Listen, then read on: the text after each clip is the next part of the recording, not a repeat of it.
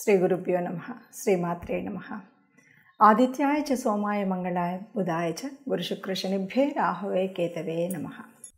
July 13, 2024 నుండి August 15 వరకు ఖగోళంలో ఓ ప్రత్యేకమైనటువంటి మార్పు కనిపిస్తుంది. ఈ మార్పు ఒక యోగం. ఆ యోగం ఏమిటి అంటే, కొన్నిసార్లు గ్రహాలు మనకు యోగించేవిగా, కొన్ని యోగించినవిగా ఉంటాయి. జన్మకుండలిలో సహజ సిద్ధంగానే కొన్ని కలయికలు, కొన్ని చూపులు, కొన్నింటి వల్ల మనకు ప్రత్యేకమైనటువంటి యోగాలు కనిపిస్తూ ఉంటాయి. అదేవిధంగా మనకు గ్రహచార అనేటువంటి మార్పు వల్ల, గోచారం వల్ల, గ్రహాలు తిరుగుతూ ఉన్నప్పుడు కొన్ని కలయికల వల్ల కొన్ని యోగాలు అనేవి ఏర్పడతాయి. ఆ విధంగా మనకు ప్రస్తుతం వృషభ రాశిలో ఉన్నటువంటి గురువు ఇప్పటికే ఉపస్థితిలో ఉంటే, మరి కుజుడు తన యొక్క మార్పు వల్ల గురువుతో కలుస్తున్నాడు.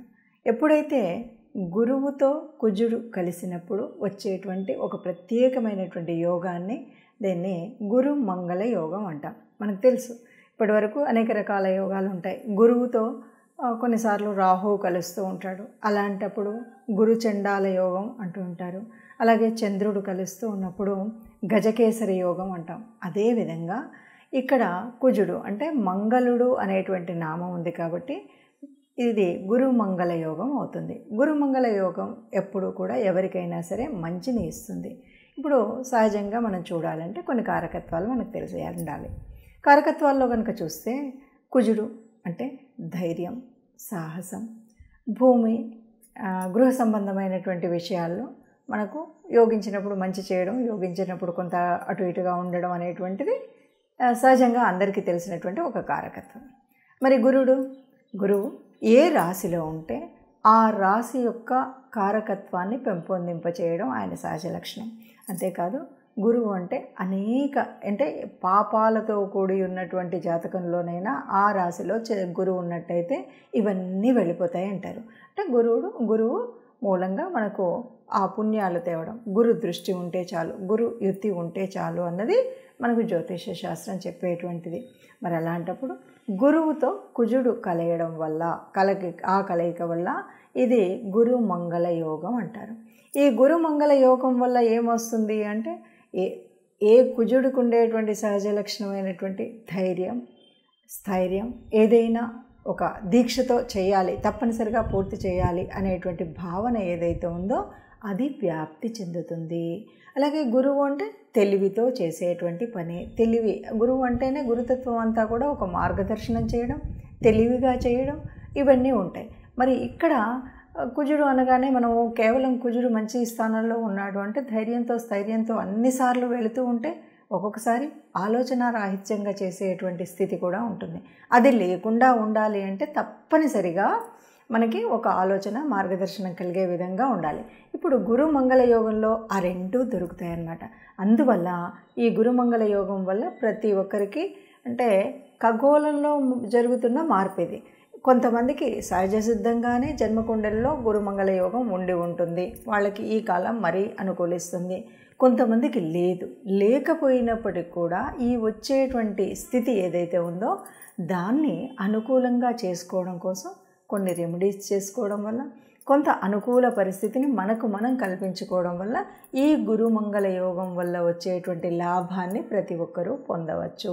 అందుకు ఈ గురుమంగళ యోగం వచ్చేటువంటి పరిస్థితి ఎలా ఉంటుంది, ఏ రాశి వారికి ఎలా ఉంటుంది అది తెలుసుకోవడానికి ముందు ప్రతి ఒక్కరు కూడా దాన్ని ఒడిసి పట్టుకోవడానికి, ఖగోళంలో ఉన్నటువంటి మార్పు అయినప్పటికీ కూడా దాన్ని మనం కూడా స్వీకరించడం కోసం ఏ రకమైనటువంటి రెమెడీస్ చేయాలి ఏంటి అన్నది చూద్దాం. ఇప్పుడు మేషరాశి వారికి మరి ఈ గురుమంగళ యోగం ఎట్లా ఉంది అని కనుక మనం చూసినట్టయితే, ఈ యోగం మేషరాశికి ద్వితీయంలో జరుగుతుంది. ద్వితీయం ధనస్థానం, వాక్స్థానం. ఇంకొకటి, ఈ మేషరాశ్యాధిపతి ఎవరైతే ఉన్నారో ఆయన గురువుతో కలుస్తున్నారు కాబట్టి సర్వం శుభంగా ఉంటుంది. ముఖ్యంగా ధన సంబంధమైన, కుటుంబ సంబంధమైనటువంటి విషయాల్లో ఎలాంటి లోటుపాట్లు లేకుండా చక్కటి మార్గదర్శనంతో ముందుకు వెళ్ళేటువంటి పరిస్థితి కనిపిస్తుంది. ఎందుకంటే ద్వితీయం అనగానే కుటుంబంలో ఎలాంటి చికాకు, చింత, గొడవ ఇలాంటివి ఏవీ లేనట్టయితే మనం ఆలోచించేటువంటి ఆలోచన విధానం బాగుంటుంది. అయితే కుటుంబ స్థానంలోనే గురువు ఉన్నాడు కాబట్టి తప్పనిసరిగా ఒక మంచి ఆలోచన విధానం ఉంటుంది. కాబట్టి మనం చేయాలనుకున్నటువంటివి ఏవైనా సరిగ్గా ఉంటాయి. ముఖ్యంగా ఏంటంటే ద్వితీయం అంటే మనకు సహజంగా ఉన్నటువంటి కాలపురుషుడి యొక్క ఈ బాహుస్థలం. కుజుడు అంటేనే ధైర్యానికి, సాహసానికి పేరు. అలాంటి స్థితిలో నీకు ఏ పని చేయాలన్నా శారీరక అంటే చేతులతో చేసేటువంటి ఏ పని అయినా కూడా ధైర్యంగా చేయగలిగేటువంటి సత్తు ఉంటుంది. ముఖ్యంగా ఆరోగ్యం బాగా ఉంటుంది. కాబట్టి మేషరాశి వారికి ఏ రకంగా చూసినా సరే ఈ గురు మంగళ యోగం వల్ల ఈ 45 రోజులు హాయిగా ఆనందంగా ఉంటుంది అని చెప్పచ్చు. ఇప్పటివరకు మనం రాసుల్లో ఒక్కొక్క దాంట్లో ఎట్లా ఉంటుంది అని మనం అనుకున్నాం. ఇప్పుడు ఈ రాసుల్లో ముఖ్యంగా ఈ ఫలితాన్ని మనం ఖగోళంలో ఉన్నటువంటి పరిస్థితుల మార్పును మనం స్వీకరించాలి. నిజంగా ఎవరెవరికి ఇది లాభం అవుతుందంటే కొన్ని రాశులకు ప్రత్యేకించి బాగా లాభం అవుతుంది. ఎవరికి అంటే కుజుడి యొక్క స్వస్థానాలు. కుజుడి యొక్క స్వస్థానం అంటే మేషం, వృశ్చికం. అది కాదు అంటే వాటి యొక్క ఉచ్చస్థానాలు కూడా ఉపయోగపడతాయి. అంటే కర్కాటకం ఏదైతే ఉందో గురువుకి ఉచ్చస్థానం. అలాగే మకర రాశి ఉంది. మకర రాశి మరి కుజుడికి ఉచ్చస్థానం. ఈ స్థానాల్లో ఉన్నటువంటి వారికి ఒక రకంగా ఉపయోగపడేటువంటి స్థితే. మరి వీళ్ళకైనా మిగతా వాళ్ళకి లేదా అంటే తప్పనిసరిగా అందరూ దీన్ని ఉపయోగించుకోవాలంటే కొన్ని రకాల రెమెడీ చేయాలి. ఎందుకంటే గురు కృప ఉన్నట్టయితే చేసేటువంటి ఆలోచన సరిగ్గా ఉంటుంది. గురు కృప కలగాలి అంటే మనం తప్పనిసరిగా మనం చూస్తూ ఉంటాం. కొంతమంది ఏ రకమైన పనులైనా చాలా అవలీలగా చేయగలుగుతామనే నమ్మకంతో ముందుకు వెళ్ళగలుగుతారు. కానీ కొన్నిసార్లు తప్పటడుగు వేయడం అనేటువంటిది జరుగుతుంది. కారణం అప్పుడు అంటూ ఉంటారు తొందరపాటు వల్ల అయింది, కొద్దిగా ఆలోచించుంటే బాగుండేదని. ఆ ఆలోచన విధానం కావాలి అంటే తప్పనిసరిగా గురువు యొక్క ఆశీస్సులు ఉండాలి. మరి మనం ఏం చేయాలి ఇప్పుడున్న పరిస్థితుల్లో? నిజంగా ఇప్పటికీ కూడా మీకు మార్గదర్శనం చేసేవాళ్ళు గురుతుల్యులు ఎవరైనా ఉంటే కూడా ఇప్పుడు ఈ కుజుడి యొక్క మార్పు సహజంగా మనకు 45 రోజుల వరకు ఉంటుంది. అంటే ఒక రాశి నుండి ఇంకొక రాశికి వెళ్ళడానికి 45 రోజులు. ఈ 45 రోజుల కాలం ఏదైతే ఇప్పుడు గురువుతో కలిసి ఉందో, గురువుతో యుతి ఉందో, ఈ కాలంలో తప్పనిసరిగా గురుస్తుతి ఎవరికి చేయాలి అంటే మీకు సహజ సిద్ధంగానే ఉన్నటువంటి మీ గురువులు ఎవరైనా ఉంటే గురువుగారిని వారి యొక్క ఆశీర్వచనం తీసుకోవడం కోసం వెళ్ళడం, వారికి పళ్ళు పొలాలు తీసుకువెళ్ళడం ఇలాంటివి ఒకటి.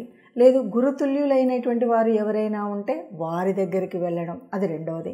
ఇవి రెండు కాదు అంటే తప్పనిసరిగా గురు తత్వం కలిగినటువంటి దేవతలు, దక్షిణామూర్తి మనందరికీ తెలిసినటువంటి వాళ్ళే, రాఘవేంద్ర స్వామి, ఇలాంటి గురుతుల్యుల యొక్క దేవతా స్వరూపాలు ఏవైతే ఉన్నాయో అంటే అనేక రకాలుగా మార్గదర్శనం చేసినటువంటి గురువులు, ఈ మార్గదర్శనం చేసినటువంటి ఆ దేవతలకి ఆ సమయంలో ముఖ్యంగా విశేషించి గురువారం రోజు మీరు ఆ దేవాలయానికి వెళ్ళడం.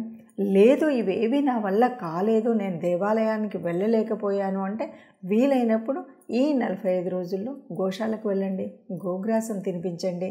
గురు సంబంధం, ఎందుకంటే ఒక గోమాతలో మనకు సర్వదేవతా నిలయమైనటువంటి గోమాత కనుక ఆ అమ్మకు తినిపించినట్టయితే మనకు గురువుల యొక్క ఆశీస్సులు లభిస్తాయి. లేదు అంటే గురుతుల్యులైన వారు ఎవరైనా పెద్దవాళ్ళు ఉంటే వాళ్ళకి కావాల్సిన సేవ చేయండి. ఇవి ఏవి కూడా కాలేదు, ఒక్కరోజు వీలైందంటే దేవాలయానికి వెళ్ళి సేవ చేయండి. మొత్తంగా గురువుల యొక్క ఆశీర్వచనం కనుక ఉంటే ఈ తప్పనిసరిగా ఈ మారుతున్న ఈ 45 రోజుల కాలంలో మనం పొందవలసినటువంటి ఈ గురు మంగళ యోగాన్ని పొందుతారు. అందరూ ఆ యోగాన్ని పొందాలని ఆశిద్దాం. అందరూ సుఖంగా ఉండాలి, అందులో మనం ఉండాలి. సర్వే జనా సుఖినో భవంతు.